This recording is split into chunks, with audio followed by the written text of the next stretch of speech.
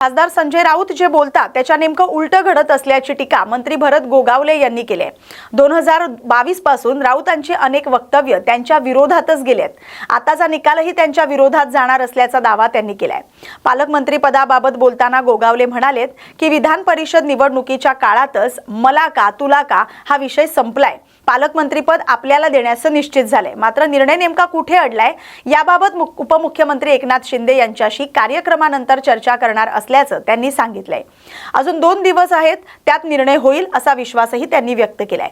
दरम्यान रोजगार सेवकांच्या मानधनासाठी आवश्यक तरतूद करण्यात आले।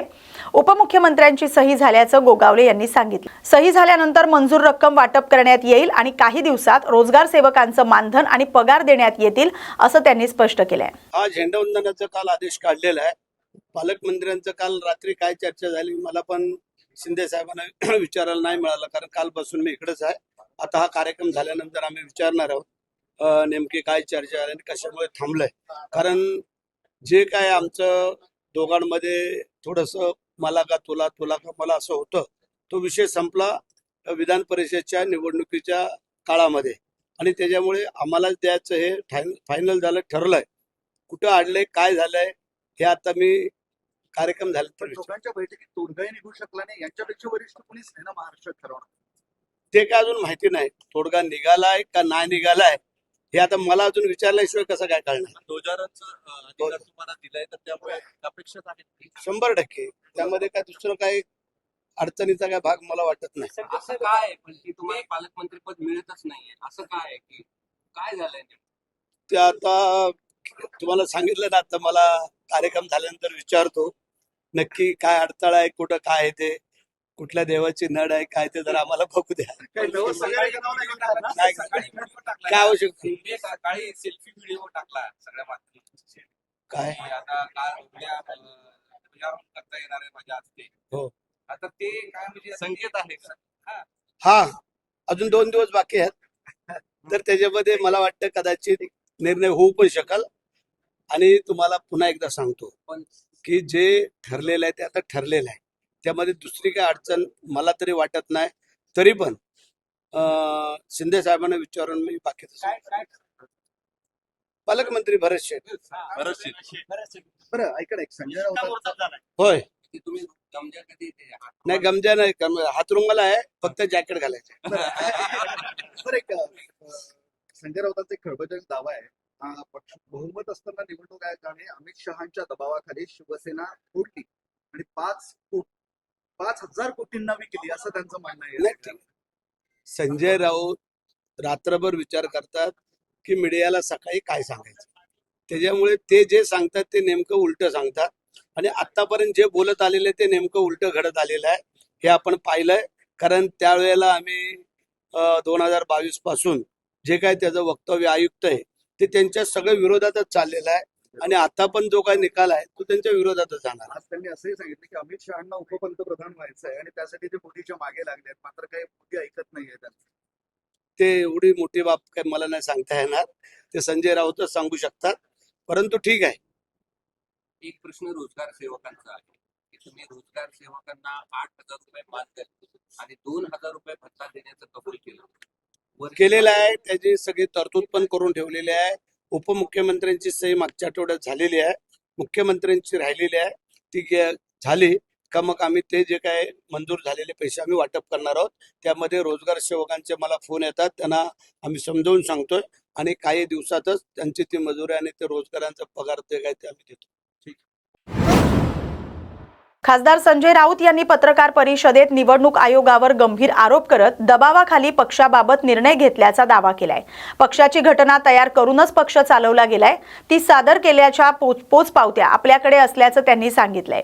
आयोगानं पक्ष 5,000 कोटी रुपयांना विकल्याचा आरोप करत याचे आकडे आगामी काळात देणार असल्याचं राऊत म्हणालेत।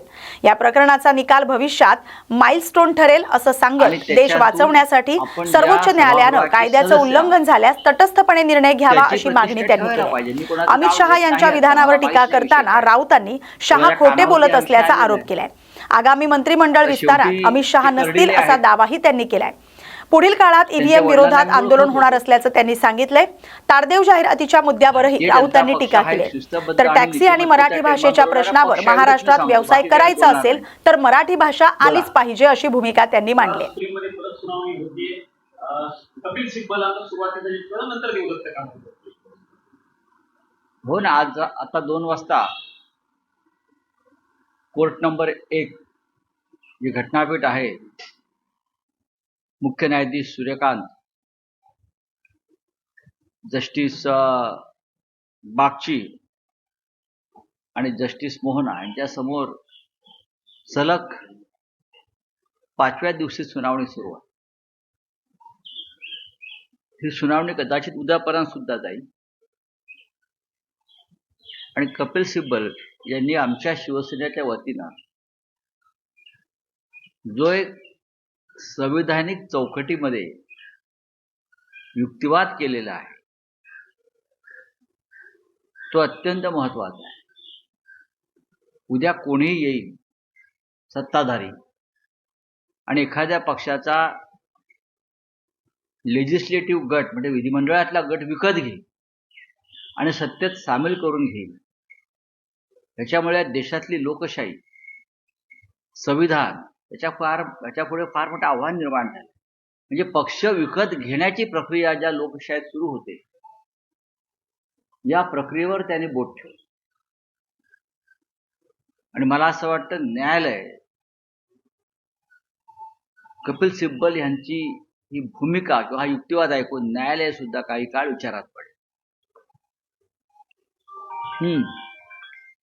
सर, सिब्बलांचा युक्तिवाद होता, पण आमदार अपात्रता प्रकरणावरती आज युक्तिवाद आहे. कपिल सिब्बलांचा युक्तिवाद हा पक्ष आणि चिन्हाच्या अनुषंगाने असल्याचं नाही, पक्ष आणि चिन्हाचा युक्तिवाद हा अत्यंत महत्वाचा आहे. कारण शिवसेना हा पक्ष हिंदुहृदय सम्राट बाळासाहेब ठाकरे यांनी स्थापन केलेला पक्ष, जो त्यांच्या हयातीमध्ये माननीय उद्धव ठाकरे यांच्याकडे सोपवण्यात आला. उद्धव ठाकरे यांनी नेतृत्वाखाली एक पक्षाची घटना तयार झाली.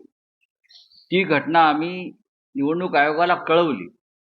त्याच्या रितसर पोचपावत्या आमच्याकडे आहेत आणि ते म्हणतात की हा पक्ष हा अनडेमोक्रेटिक, अलोकशाही आहे, अलोकशाहीवादी आहे. असे विचित्र युक्तिवाद. या बातमीसोबतच महत्त्वाच्या बातम्यांमध्ये आता इथेच थांबतोय. अशाच महत्त्वाच्या बातम्यांसाठी पाहत राहा न्यूज मराठी 24/7. नवा भारत, नवा विचार.